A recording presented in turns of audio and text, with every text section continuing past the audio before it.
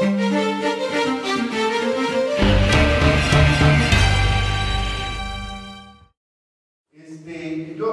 hoy voy a hablar, este es un tema que llevo pues, prácticamente ya casi 15 años de estar involucrado en el estudio de la felicidad.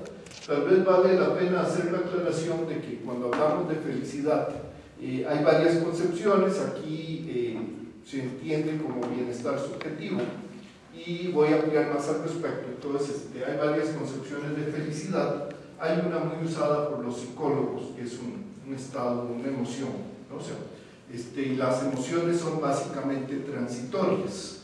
Entonces las emociones duran un rato y los psicólogos cuando hablan de felicidad generalmente le dan esta interpretación de una emoción. En mi caso es más la interpretación de economistas, sociólogos, que es un bienestar que es más latente y que a veces medimos en términos de satisfacción con la vida. O sea, he preparado una charla más orientada a las partes epistemológicas, o sea, la contribución del estudio de la felicidad para las ciencias sociales, y menos en cuanto a investigación empírica en sí. Al final voy a mencionar una serie de temas donde hemos hecho investigación empírica y para todos ellos pues hay tablas, hay análisis econométrico, pero no es mi interés enfatizar esa parte, a no ser que ustedes tengan preguntas, sino más bien enfatizar el tema de cómo el estudio de la felicidad puede hacer una contribución más de tipo epistemológico a las ciencias sociales. En realidad la felicidad está en todas partes, o sea, acabamos de pasar la feliz Navidad, y uno manda ahí, ¿no? Y todavía uno escucha el feliz año nuevo, ¿no? Pues le deseamos a las personas una Navidad feliz, les deseamos que el año que empieza sea un año feliz. Los libros de cuentos por acá que nos leen, pues siempre terminaron y vivieron felices para siempre, ¿no? Eso lo escuchan las niñas, los niños, desde pequeños.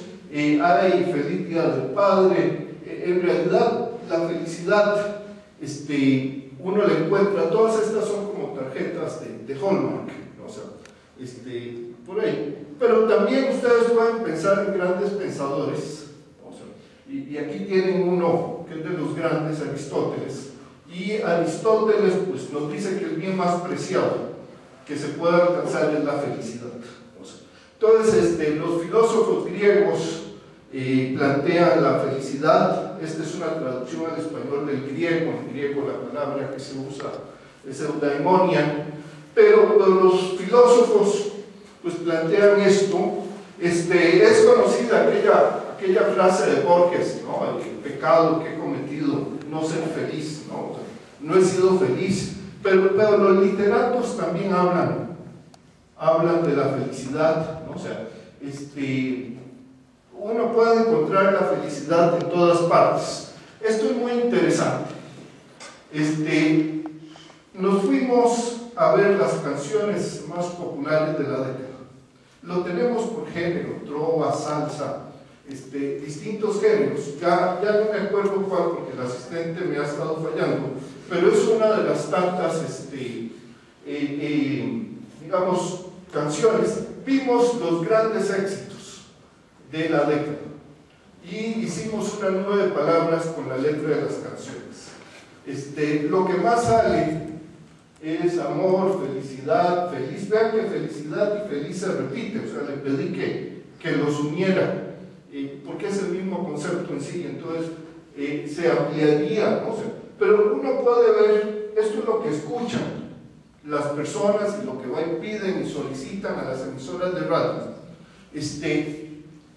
y tiene que ver con temas como amor, felicidad, quiero, cariño, corazón, temas de esos. Hicimos algo más y fue irnos a los working papers de economía, los top working papers en REPEC, y decirle ahora hagan la nube de palabras, ¿no? Los reto a ustedes a que hagan lo mismo con los papers o los libros famosos de sociología, de ciencias políticas, a ver qué sale.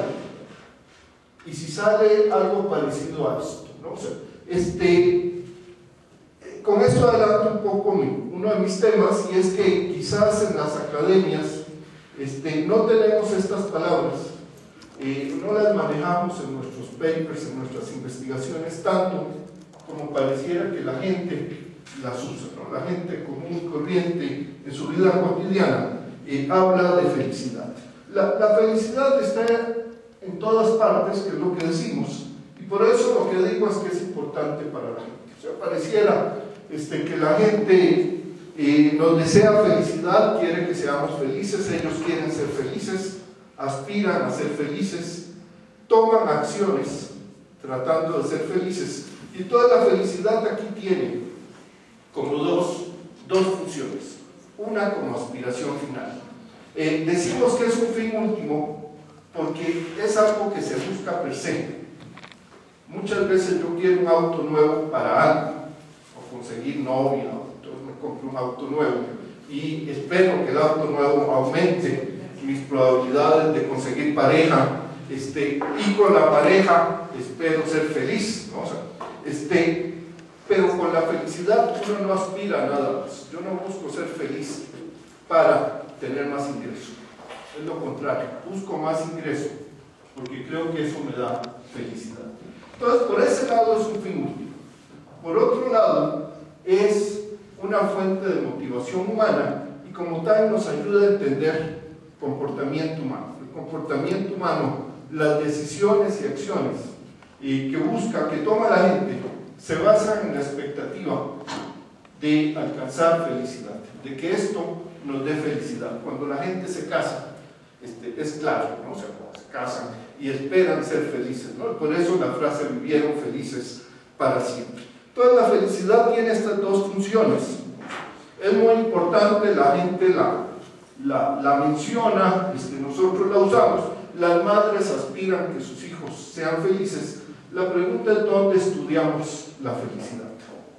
Y les digo, nos vamos a los papers académicos y no aparece. Aparecerá ingreso, aparecerá derechos, aparecerá votos, ¿no? Aparecen una serie de términos, pero no aparece la felicidad. Y entonces a mí lo que me interesa acá es ver qué entendemos por felicidad, cómo la conocemos y cuál es la relación entre ciencia social y este estudio de la felicidad. El estudio que tenemos nosotros de la felicidad se basa en lo que yo llamo dos grandes tradiciones, pero son tradiciones no científicas, al menos en lo que es el estudio de la felicidad. Y lo que me interesa es contrastar esto con el surgimiento de lo que llamamos el estudio científico de la felicidad. Por años, la felicidad no ha sido un tema de estudio de ciencia social. Era un tema de filósofos, era una presunción implícita en nuestros modelos, pero no era un estudio en sí. Y durante los últimos 20, 25 años, la felicidad ha emergido como un tema que se estudia, que todavía no se sabe de dónde se ubica. No lo podemos ubicar en sociología, no lo podemos ubicar en ciencias políticas, y muy probablemente, que es uno de mis planteamientos finales, muy probablemente en vez de ubicar la felicidad en una de estas disciplinas, tenemos que reubicar las disciplinas y reorganizar las disciplinas para que aborden el tema relevante para la gente, que es la felicidad. O sea, yo voy a plantear acá que tenemos que replantearnos esta compartimentalización del conocimiento que termina abordando objetivos instrumentales, pero no fines últimos, que son los que a la gente le interesan. Bueno, hemos estado influidos por dos tradiciones que no abordan la felicidad o este bienestar de las personas de manera científica, y entonces los filósofos han sido, no se alcanza a ver, me imagino, pero los filósofos han sido quienes más han tratado el tema de la felicidad, entendido desde la ética como la buena vida. Y este es un ejemplo que yo uso a veces, no sé si se alcanza a leer por ahí, ¿no? O sea, pero el primer párrafo dice, este es un filósofo que no conozco, me da la impresión que es del norte del país, porque habla de las montañas de Nuevo León y Coahuila. Y vean qué curioso, dice, no hace mucho tiempo, mientras daba un largo paseo en bicicleta, o sea, iba por las montañas de Coahuila y Nuevo León en bicicleta, iba acompañado de un amigo con el que comparte muchas inquietudes. O sea, se puso a hablar con alguien que piensa como él, no con alguien que piensa distinto, que probablemente es otro académico como él, ¿no? O sea, que también escribe libros, y entre los dos se ponen a hablar del tema de la felicidad. Y lo curioso es que dice, bueno, no era una conversación sistemática, pero sí muy interesante, pronto llegamos a varias conclusiones. O sea, en bicicleta por las montañas, conversando con alguien que piensa muy parecido a uno, ya uno concluye sobre la felicidad. Esta no es la manera científica de tratar el tema, no hay hipótesis, no hay teorías, no hay corroboración empírica. Es la manera tradicional de los filósofos. Incluso si uno ve, ya llegaron a las conclusiones de importancia. La felicidad, aunque tiene algo de don misterioso, es una conquista personal.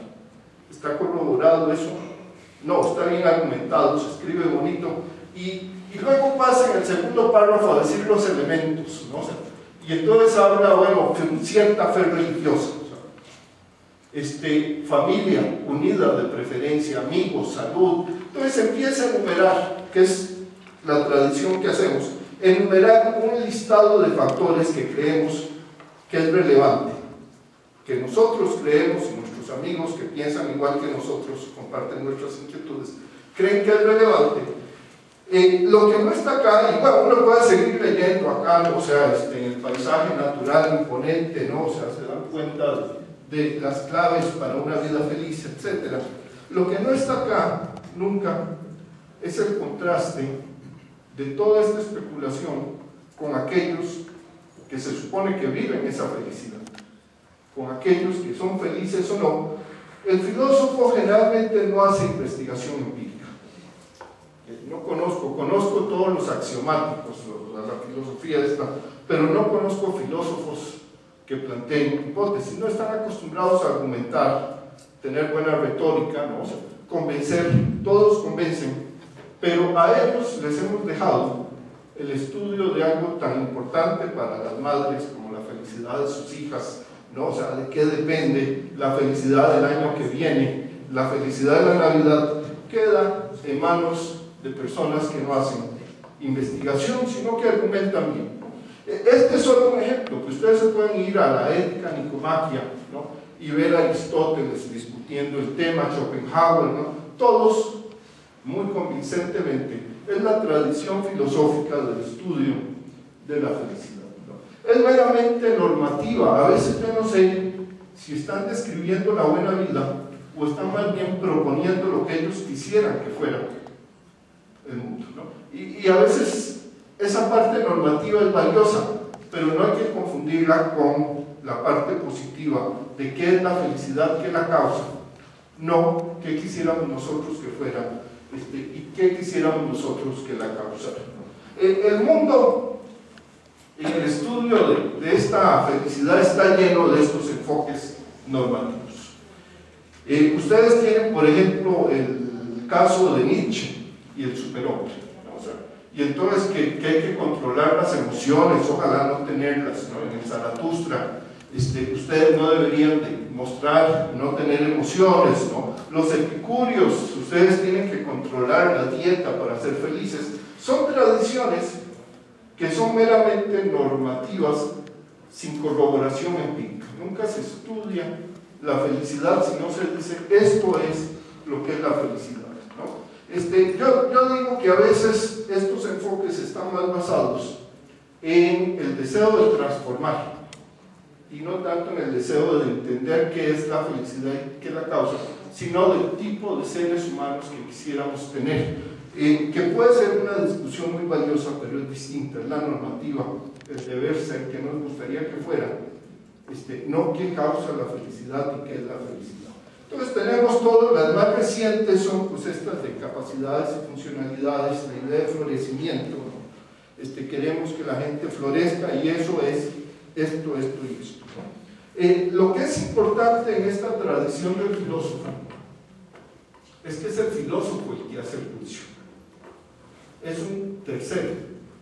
No soy yo el que juzgo mi vida. Es otro que con base en sus criterios dice si yo tengo bienestar o no. El experto, lo llamamos a veces, que llega y plantea una lista de criterios y con esos criterios dice esta persona tiene bajo bienestar y aquel tiene alto bienestar.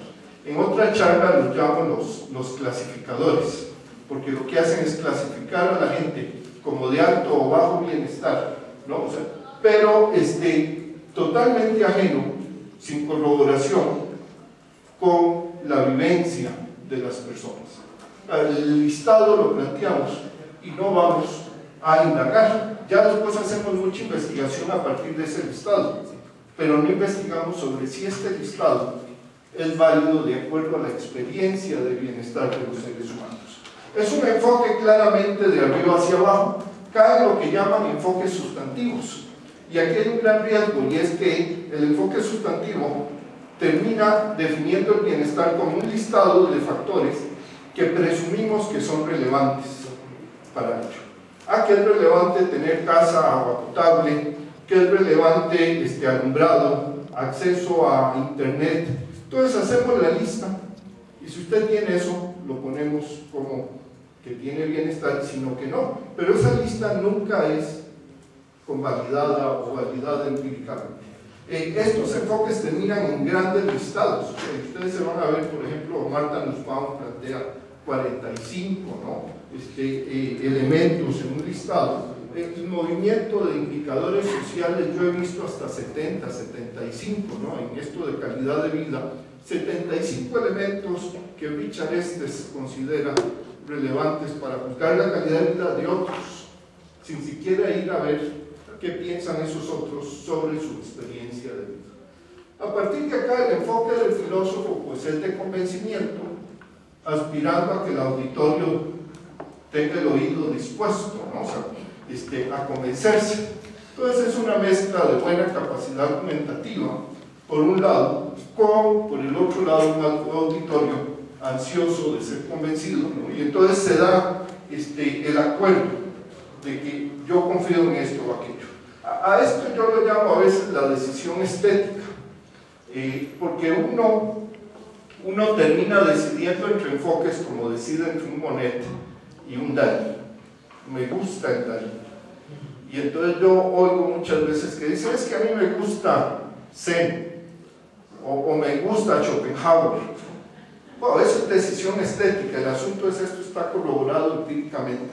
¿Cuáles son las hipótesis que se deducen de ahí? ¿Cómo las va a probar usted? Esa parte más empírica no se debate, no hay corroboración en este enfoque. Y claro, la política pública es una vez que yo tengo el listado y que partimos de que ese listado es el bienestar, a partir de ahí hacemos política pública para aumentar los indicadores que están en el listado, para ver de qué dependen. Todo eso es análisis riguroso, hay investigación al respecto. En lo que no hay investigación es si en ese listado realmente tiene que ver algo con el bienestar. En lo demás, qué lo causa y todo, sí, yo veo gran investigación al respecto, ¿no? O sea, para definir eso. En la presunción se basa, ya no tanto es el enfoque de los filósofos, la presunción es el enfoque de muchas disciplinas académicas, donde yo digo el ingreso es relevante. Y tengo una teoría que me dice que el consumo de las personas influye en su utilidad. Yo asumo que esta teoría es válida, asumo que para consumir hay que comprar y para comprar hay que tener dinero, y entonces hay un modelo que me lleva a decir el ingreso es muy importante. Todo esto está válido, pero acá nadie corrobora si este consumo de bienes realmente explica la utilidad de las personas o no. Para los que manejan un poco de economía saben que la utilidad, pues los economistas asumen que no se observa, no se va a medir. Entonces ahí estamos prácticamente en especulación. A partir de acá ya todo, sí, nosotros podemos analizar consumo, elasticidades, ingreso de los alimentos, la ENGA, todas esas cosas las podemos hacer, pero nunca hemos corroborado si el ingreso realmente tiene que ver algo con el bienestar. Y los economistas además decimos, como eso no se puede observar, pues lo asumimos como válido. Es más, terminamos asumiendo que el ingreso es una buena proxy del bienestar. Entonces ya prácticamente el ingreso es en sí el bienestar, o el consumo es el bienestar, y ya nos olvidamos de explicar la vivencia de las personas. No voy a hablar de otras disciplinas, ustedes verán que cada disciplina tiene su variable relevante, la que ocupa la atención de todos, asumiendo que esa variable tiene algo que ver con la vivencia del bienestar de las personas, pero nunca corroborando esto. Entonces, hay mucha investigación en las disciplinas, pero no es investigación sobre si la variable clave de cada una de ellas tiene algo que ver con el bienestar. Damos por un hecho que la transparencia afecta positivamente el bienestar, damos por un hecho que el ingreso, damos por un hecho que el consumo, y a partir de ahí hacemos política pública. Sin medir el bienestar de las personas, sin siquiera hablar mucho del bienestar de las personas, ya pasamos a preocuparnos por cómo aumentar el ingreso. Y entonces hagamos unas buenas cuentas del ingreso, dediquemos recursos al sistema de cuentas nacionales, a ver la política, cómo hace la política fiscal para aumentar el ingreso, etc. Pasamos muy rápido a la esfera de la acción humana, de la acción pública, sin debatir sobre la parte más final, que es la felicidad de las personas, ¿no? Esos son como los dos enfoques, el de presunción y el de imputación, que han dominado. Estos son revistas que a veces yo consigo, o sea, viene de Hola, una revista bastante conocida, ¿no? O sea, me llamó la atención la vestimenta, ¿no? O sea, de la muchacha, ¿no? O sea, como que es curiosa. No sé si a ustedes les parece curioso. No. Bueno, en realidad esto es un test de proyección. O sea, estaba dando tiempo para que vieran la fotografía. No les voy a preguntar qué vieron. Pero cualquier cosa que hayan visto ustedes en esa fotografía dice más sobre ustedes que sobre las personas que aparecen ahí.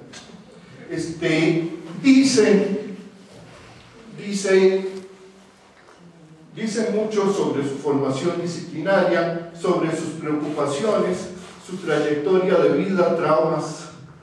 Algunos verán injusticia, otros verán equidad de género, éxito. Algunos, como yo, vemos textiles. Algunos verán una muchacha bonita, o sea, probablemente lo que diga dice más sobre ustedes. No sabemos, para serles sincero, a mí lo que me llamó la atención fue la pose de las empleadas, totalmente instrumental ahí, ¿no? O sea, pero no sé qué pensaron ustedes. Pero lo importante acá es que realmente, si queremos saber si cualquiera de ellas es feliz, está satisfecha con su vida, cualquier juicio que hagamos nosotros a partir de acá es mera especulación y refleja más lo que nosotros tenemos adentro que lo que ellas están viviendo. Por eso decimos que refleja más. A veces la palabra que usamos acá es lo que refleja es el alma del que interpreta y no del que es interpretado. O sea, son estos tipos de proyección. Y esto es importante porque cada vez que nosotros estamos haciendo juicios sobre el bienestar de los otros, y esto creo que en México le llaman chisme de lavadero o algo así, ¿no? O sea, en Costa Rica es de patio, ¿no? O sea, pero cuando todos pasamos diciendo de los otros, pobrecitos, si yo estuviera en sus circunstancias, si yo fuera como él, ¿no? O sea,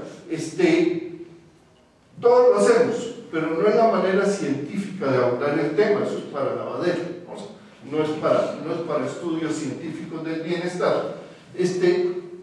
Todo eso genera una serie de riesgos cuando un tercero termina apreciando el bienestar de los otros, juzgando si los otros tienen bienestar o no. Hay una serie de riesgos típicos de predicción. Yo lo que observo es redundante, pero es importante. Yo lo que observo es lo observable. Yo no observo lo que no se puede ver. Como tercero, yo solo veo la camisa que andan, la marca de los lentes que usan, el auto, el reloj, cosas que no son observables, no las veo. Entonces el tercero está limitado a juzgar con base en un espacio reducido de lo que es la vivencia del ser humano. No veo lo que se lleva adentro. O sea, no sé que ustedes vean auras y esas cosas, o sea, que sí, una vez me midieron el aura y lo ven, o sea, pero si no, yo veo lo que se observa, y lo que se observa generalmente es muy limitado en cuanto a lo que se vive, o sea, y hay cosas que no se ven. Entonces, uno de los riesgos cuando uno juzga es darle más énfasis a ciertos factores. Por ejemplo, ver que anda un auto último modelo deportivo y creer que eso es muy importante para la felicidad y asumir que el otro vive muy bien, o creer que porque vive en una casa de piso de tierra debe ser miserable y estar sufriendo. Ese es un riesgo. Hay un riesgo en darle mucha importancia a ciertos factores, y cuando nosotros pensamos al respecto, generalmente nuestro mecanismo mental es: si yo estuviera en esas circunstancias, ¿cómo me sentiría? Bueno, usted tal vez no está en esas circunstancias, entonces su juicio es sujeto de error. Su trayectoria de vida es distinta a la de esta persona. Entonces, claro, usted está juzgando desde una trayectoria, un sendero de vida que lo pone en una perspectiva distinta a la de la persona que está ahí, para bien, para mal, para lo que sea. Hay un riesgo más grande, que es cuando de unos países se juzgan a otros, y es el de etnocentrismo, juzgar con los valores míos, con los valores de la cultura, la importancia de ciertos factores en mi cultura, creer que eso es igualmente relevante en cualquier otra cultura, ¿no? O sea, entonces, desde el mundo occidental, juzgar a países musulmanes y creer que lo que para mí sería relevante también lo es allá, y de igual manera. Las funciones de relación entre factores explicativos y el bienestar pueden cambiar entre culturas, ¿no? O sea, esto es muy grave en el caso del ingreso per cápita como indicador de desarrollo, porque entonces algunos países creen que lo importante es la afluencia material de bienes, y entonces creen que en el resto del mundo eso es de igual relevancia. Hay un riesgo que yo llamo de perspectivismo, cuando otros juzgan mi bienestar, ¿no? Y es que juzgan desde sus creencias, sus trayectorias, su perspectiva, ¿no? E incluso sus rasgos, ¿no? O sea, de personalidad. Hay gente que le gusta, es extrovertido, le gusta la fiesta, pues, eso pasa conmigo a menudo, o sea, lo contrario de eso. Les gusta la fiesta y entonces ven a Mariano y creen que es un gran aburrido y debe ser un desdichado, o sea, no va a fiestas. Creen que el rasgo de personalidad de ellos es un buen punto para juzgar a todos los demás. O sea, hay otro riesgo que es más de economía política, que tiene que ver con el mundo de la consultoría. O sea, cuando a mí me dicen: vea, el estudio es sobre esto y usted hágalo y le pagamos tanto, pues yo acepto eso como la variable clave importante, ¿no? Entonces, al juzgar el bienestar de los otros, hay toda una gran empresa, una gran industria dedicada a esto, que ya tiene ciertas visiones de estas son las variables claves, y entonces yo termino aceptando esos criterios y simplemente usando esos criterios como válidos. Que viene es uno de los errores que me interesa enfatizar. Kahneman, que es un psicólogo a quien le dan el premio Nobel de Economía por hacer trabajos en economía conductual, tiene una frase que me parece muy válida. él dice que nada es tan importante como parece cuando uno está pensando en ello. Lo hacen sobre todo en estudios de consumo. Cuando uno está pensando en ese suéter blanco que vio en la estantería ahí, ¿no?, en la vitrina, ese suéter se magnifica, ocupa mi atención mental, y entonces yo no puedo vivir sin ese suéter, no me puedo ir de esta tienda sin llevarme ese suéter blanco, ¿no? O sea, cuando ese suéter blanco no impacta en mi vida, pero en ese momento se vuelve muy importante porque yo estoy pensando en eso. Bueno, a mí me da la impresión que nos pasa lo mismo con la compartimentalización del conocimiento. Si yo soy economista, si como este filósofo del libro del inicio me reúno con otros que tienen mis inquietudes y son economistas, vamos a la fiesta, ¿de qué vamos a hablar generalmente? Pues del programa monetario del banco, o sea, del Banco Central, de las tasas de interés, de la inflación. Todos nos reforzamos la relevancia de eso y eso se magnifica. Si yo estoy en el tribunal electoral, y entonces, pues, ¿de qué hablo? Y me reúno con quiénes, y entonces se magnifican esos temas. O sea, la compartimentalización del conocimiento hace que uno, como profesional compartimentalizado, especializado en una disciplina, magnifique eso y deje de lado muchas otras cosas que para la gente son relevantes. Para uno puede ser muy importante el que esta persona pueda votar, pero para la persona tal vez lo importante es si el marido le está siendo infiel o no, y tiene la duda de infidelidad en el hogar, y eso puede ser más relevante para esta persona en el momento que esas otras cosas. Nosotros, por la compartimentalización disciplinaria, no trabajamos realmente con seres humanos. Nuestros modelos son de agentes disciplinarios, y en economía todos sabemos que es el consumidor. Entonces yo en mi libro de micro siempre hablo del consumidor, las clases de micro son del consumidor, pero la verdad es que lo que hay ahí afuera son personas que a veces ejercen como consumidores, pero no es lo único que hacen ni lo único que les preocupa. Entonces yo voy a tender a magnificar eso, ¿no? Hay ciertos temas que son relevantes en mi disciplina, hay ciertas variables que son claves, y entonces pues yo me enfoco a eso, y entonces cuando yo veo a una persona y quiero juzgar su bienestar, ¿a qué le voy a dar importancia? Pues esas variables de las que yo hablo siempre, que me enseñaron en los exámenes que tengo que resolver, y dejé por fuera muchas otras cosas.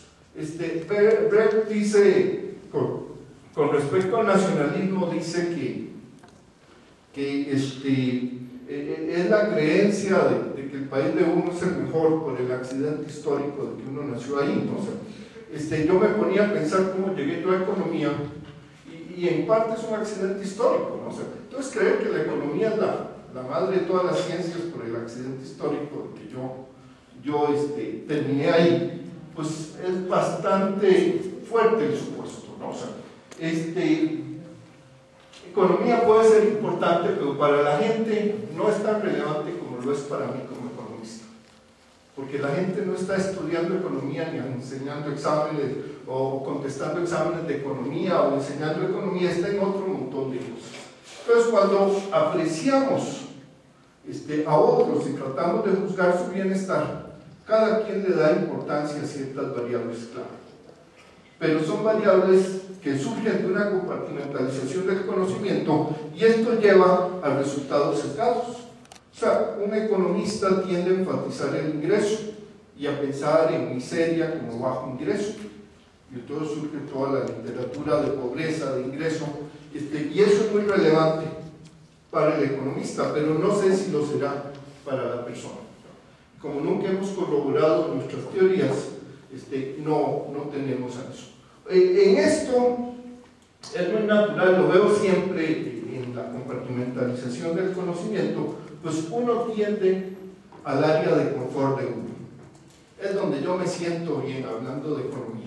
O sea, entonces, esa tendencia centrípeta, ¿no?, hacia lo que uno sabe, ya hace que cuando uno vaya a juzgar a los otros lo hagan con base en lo que yo me siento más confortable. O sea, yo no voy a hablar de pobreza en términos, por ejemplo, de conciencia ambiental.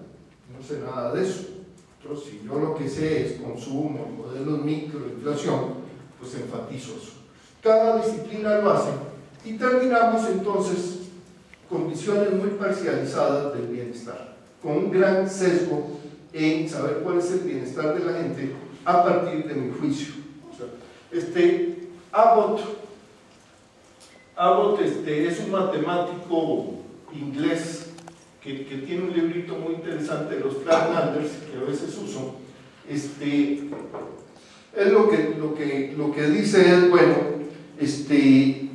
él trataba de convencer a las personas de que había más de 3 dimensiones, pero nadie se convencía, todo el mundo decía, pues vivimos en un ambiente de 3 dimensiones.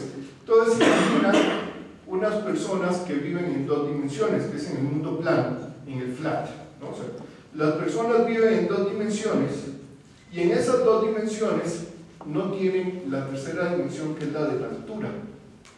Entonces, el problema es que cuando uno vive en 2 dimensiones y alguien salta, desde el punto de vista de uno que vive en 2 dimensiones, si alguien salta se desaparece, ¿no? O sea, porque yo no tengo perspectiva de altura, solo de largo y ancho.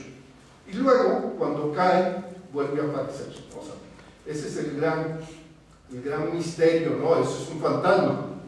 Y no es un fantasma, sino que es simplemente usted no tiene las dimensiones correctas para entender el fenómeno. Bueno, nosotros estamos llenos de paradojas y misterios que en realidad no son ni paradojas ni misterios, sino dimensiones incorrectas. Y el ejemplo que uso de esto, los papers que tengo al respecto, son los pobres felices. De la gente que cree que la única dimensión relevante es la de ingreso, no puede concebir un pobre feliz. Es una paradoja, es un misterio, y no es ningún misterio, es simplemente que el ingreso no es la única dimensión relevante para el bienestar. En el momento en que usted tiene un espacio de más dimensiones, usted puede tener poco ingreso, pero si tiene una esposa con la que está muy contento, usted es feliz. O sea, y tenemos los datos para eso.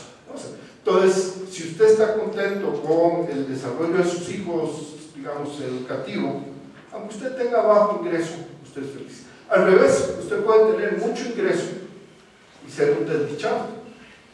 Y no es un asunto de paradojas, es simplemente hay más dimensiones que la dimensión donde nosotros nos movemos de manera compartimentalizada en nuestro conocimiento, ¿no?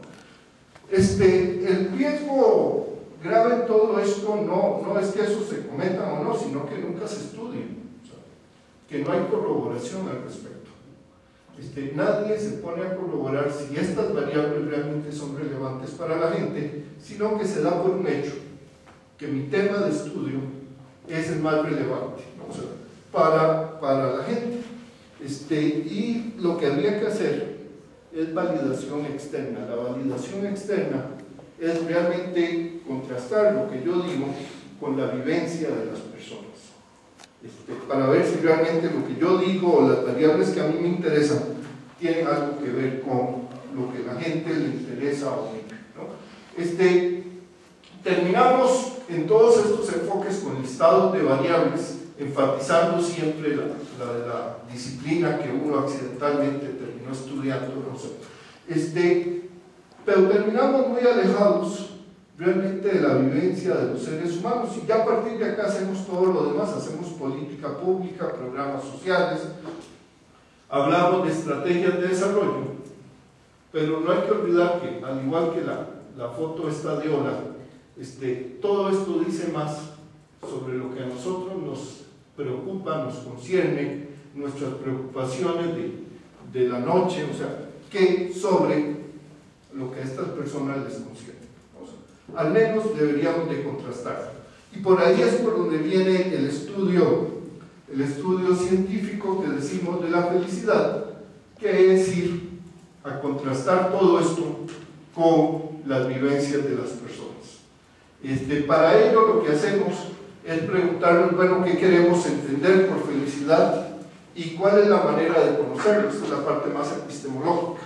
¿Cómo se conoce el bienestar o la felicidad de las personas. Y entonces, el bienestar que es relevante para las personas, no el académico de discusión, sino el que es relevante para las personas, es ese que ellos viven, ¿no? El que yo experimento, el que yo siento. Vamos a hablar un poco más de maneras de experimentarlo, pero es algo que yo vivo.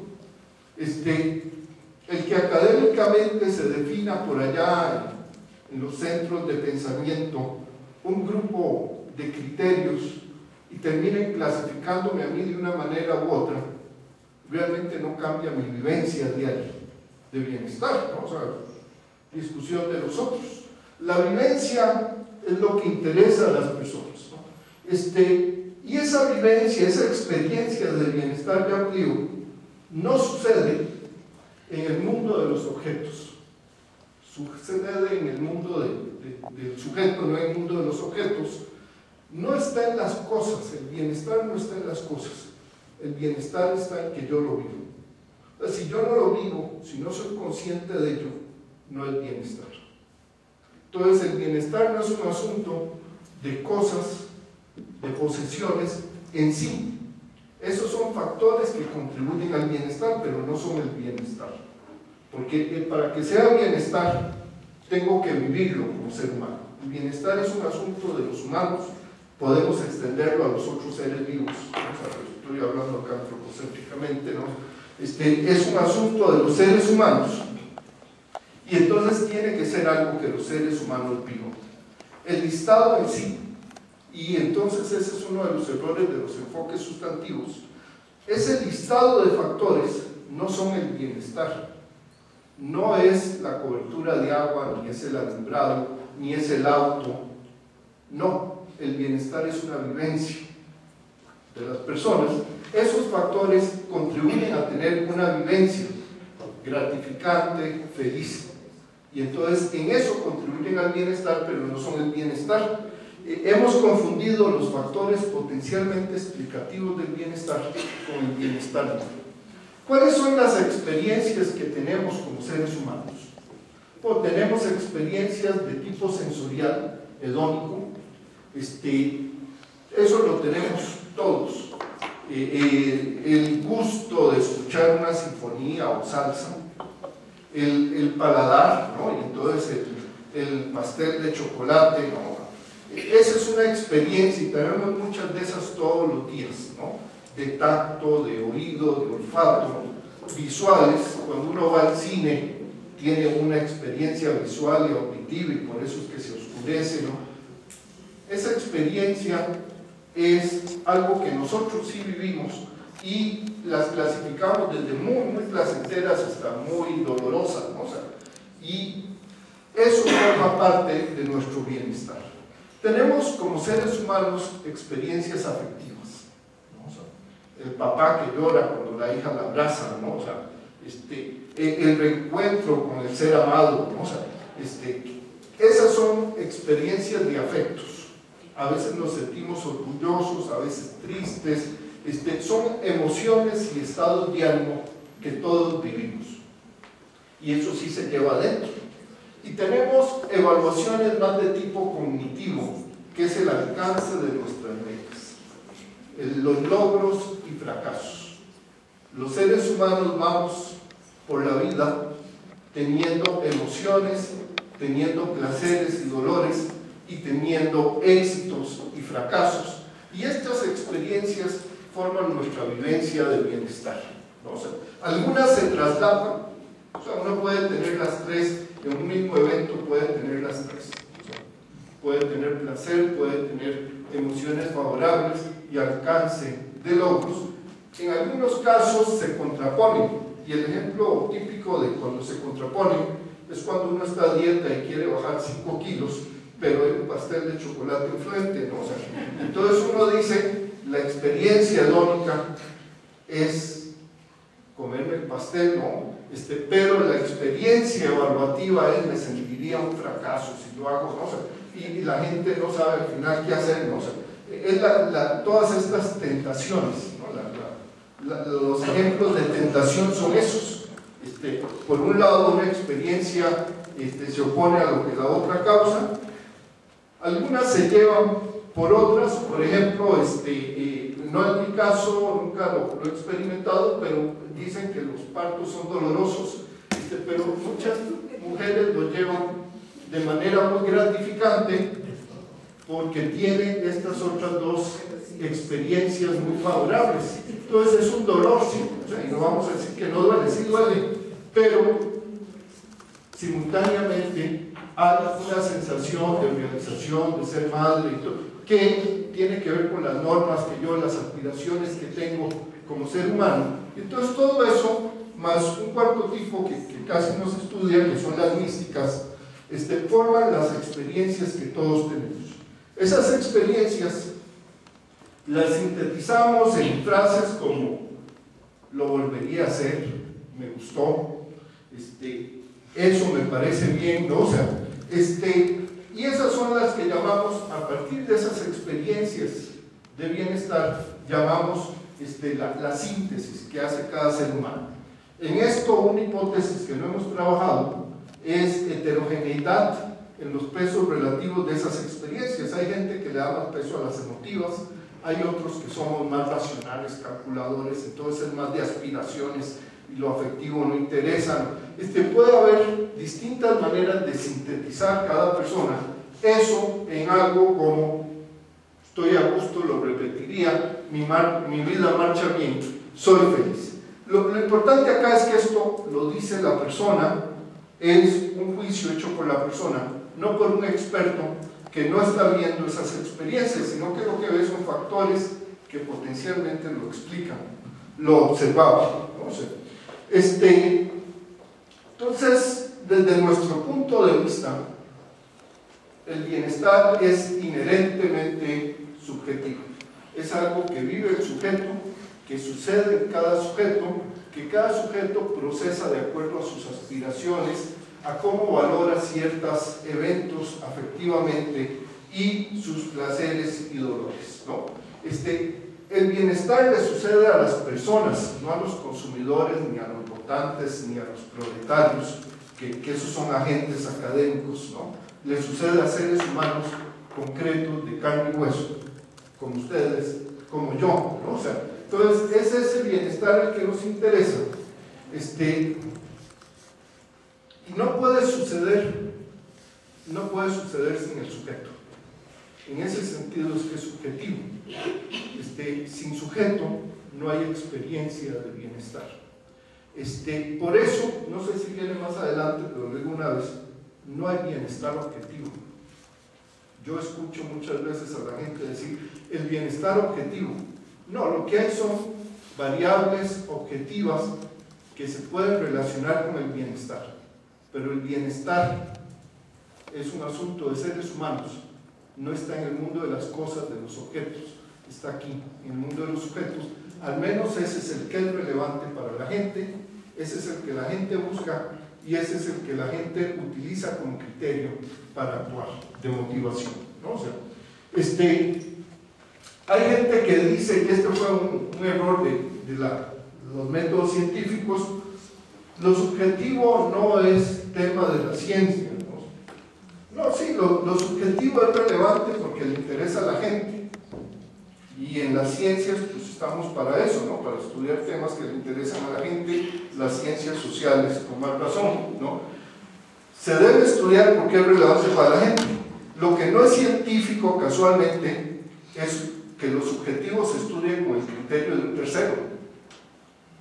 Lo que sí es científico es estudiarlo con el de aquel que vive la experiencia subjetiva. Lo que no es científico es entonces lo otro, que un tercero llegue y diga, este es el bienestar. Pero si lo hacemos desde la gente, desde la evaluación que hace la persona, sí se puede estudiar.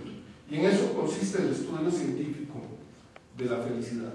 En estudiar esto a partir de la gente, del reporte que la gente hace, de sus experiencias, preguntarle, medirlo y estudiar, plantear teorías, corroborar hipótesis, y se puede hacer ciencia al respecto, ¿no? O sea, qué es corroborar hipótesis y generar teorías de qué explica y qué puede influir en la felicidad. no, eso era lo que les decía, no, o sea, esos factores no son el bienestar no son las calles, el bienestar no es el auto, el bienestar es la vivencia que cada persona tiene de esas experiencias, y estos son factores explicativos que mucha gente ha confundido como bienestar, ¿no? ¿Cómo lo conocemos?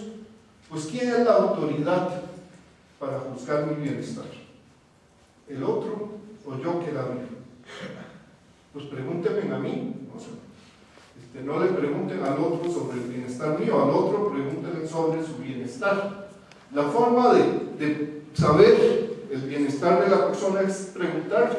Le podemos preguntar sobre sus estados afectivos, sobre el logro de sus metas, le podemos preguntar sobre el placer, dolor, le podemos preguntar sobre si cree que su vida marcha bien, si está satisfecho con su vida.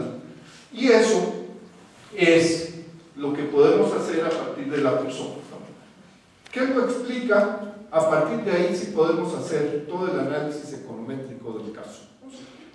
Hacer análisis inferencial, ver qué se relaciona con esas felicidad o satisfacción de vida de los seres humanos, y entonces lo que hacemos nosotros es un estudio ya cuantitativo a partir de la declaración que obtenemos de cada una de esas personas. Esto ya lo decía, yo creo que hay algo, estas dos palabras las uso intencionalmente porque se repiten mucho en los enfoques de imputación. Empoderamiento, creo que hay empoderamiento cuando le preguntamos a la persona, en vez de asumirlo nosotros y decir, no, de acuerdo a estos criterios que yo definí, se clasifica como de bajo bienestar. Creo que el empoderamiento está en ir a preguntar a esta persona, y creo que incluso es un derecho que tiene cada persona de que se tome en cuenta cómo aprecia su vida, en vez de que sean otros los que aprecian y juzgan su vida como de bajo o alto bienestar. Creo que nosotros como expertos no tenemos que andar juzgando el bienestar de los otros, tenemos que andarlo entendiendo. Esa es la labor de la ciencia, entender, no tanto juzgar el de los otros, porque caemos en ser el tercero que anda juzgando el de los otros, sino entenderlo y usar el método científico para explicarlo. Y cuando no contrasta con nuestras teorías, pues revisar nuestras teorías, mejorarlas, ¿no? O sea, de eso se trata, hacer ciencia. Algo muy importante que sale al final también es que cuando yo le pregunto a la persona, a diferencia de cuando en mis clases dibujo al consumidor, que lo que hago es un muñequito acá, ¿no? O sea, ahí digo el consumidor y su utilidad. Cuando le pregunto a la persona, quien me responde es un ser humano. Para entender esa respuesta, mis teorías se quedan cortas, porque no me está respondiendo un consumidor. Quien me está respondiendo es una persona, con todas esas otras dimensiones que van más allá de la dimensión ingreso, que para mí fue la que era relevante en mi carrera. No, es alguien que me responde en su circunstancia, con su trayectoria de vida, traumas de infancia, quién lo crió, cuál es su cultura, sus valores. Quien me responde es esto de Unamuno, ¿no? Es alguien de carne y hueso, y es alguien que es quien es en su circunstancia, no es la que a mí me gustaría que estuviera, sino en la que está, y es a partir de ahí que responde. Entonces, para entender esto es muy difícil hacerlo con modelos meramente económicos que enfatizaron consumo y nunca han tenido amor. Y vean que la palabrita que más salía en las canciones era amor. No tienen amor, no tienen cariño. Es más, los consumidores de los modelos de economía no tienen suegra. Nunca he visto un consumidor con suegra. O sea, no sé si algún otro economista acá en sus clases tiene un consumidor con suegra, pero la gente sí tiene suegras, suegros, ¿no? y yernos. Todo eso está en la respuesta que me da un ser humano y no está en los modelos teóricos, ¿no? Entonces, eso es muy importante, ¿no? A partir de ahí, pues lo que nos queda es plantear teorías para tratar de entender esas respuestas y corroborar esas teorías. Es hacer ciencia para entender el bienestar de los seres humanos, y para esto tenemos que ir más allá más allá de la disciplina que tenemos. Esto creo que es muy importante y por eso les decía al inicio que yo creo que la felicidad no es un asunto de que la estudie la sociología o la ciencia política o la economía, es más bien un asunto de que estas disciplinas tienen que reacomodarse para estudiar seres humanos, y la felicidad ayuda a eso porque nos obliga a enfrentar la respuesta de seres humanos y no de agentes disciplinarios. Esto nos lleva a tener un bienestar que al menos es relevante para la gente, porque tiene que ver con ellos. Esta frase de acá es una discusión que he tenido con dos economistas, Sabina Al-Kiri y James Foster. James Foster y Sabina dicen que ellos prueban sus criterios de pobreza con base en lo que Foster llama el smell test, que es: a mí no me huele bien, por lo tanto ese criterio no es correcto. Bueno, que a Foster le huela bien o no le huela bien ese criterio es asunto de él, pero es un tercero. Yo digo que tenemos que probarlo con mi abuelita. Si a mi abuelita eso le suena razonable porque es de toda su vida, entonces es un buen criterio para medir bienestar, no para explicarlo. Mi abuelita no sabe nada de econometría, pero sí ha vivido y sí ha experimentado bienestar. Entonces, a ese nivel de medir el bienestar, yo creo que no es lo que a Foster, que tiene sus sesgos de disciplinarios y tiene sus sesgos de trayectoria de vida, de cultura, le parezca, sino hay que llevarlo con gente concreta. Y si a ellos les suena razonable, pues pareciera que sí estamos hablando del bienestar. Y cuando yo hablo con mi abuelita, o hablaba, ya murió, cuando hablaba con mi abuelita, pues hablar de las emociones, de los logros, mi abuelita podía pasar horas hablando de eso. Si yo le llegaba con Nietzsche, Schopenhauer, o econometría, o capacidades y funcionalidades, mi abuelita no entendía. Quería decir que yo estaba en el nivel de los constructos académicos, pero no en el nivel de la experiencia de vida de la gente. Cuando hablamos de bienestar, no debería haber construcciones académicas, porque estamos hablando de algo que todo el mundo vive y podríamos hablar con cualquiera. Cuando hablamos de explicarlo, ya es el nivel más académico de seminarios, conferencias, ese tipo de cosas. No me voy a meter en la medición, quiero pasar rápido esto, ¿no? O sea, lo medimos preguntándole a las personas, enfrentamos todos los problemas de encuestas, de sesgos, de cuestionario, sesgos del momento de la entrevista, todo eso hay que corregirlo. Le preguntamos a las personas por su satisfacción de vida, si cree que su vida marcha bien o no. Les preguntamos a veces por lo que llamamos dominio de vida, satisfacción con familiares, con la pareja,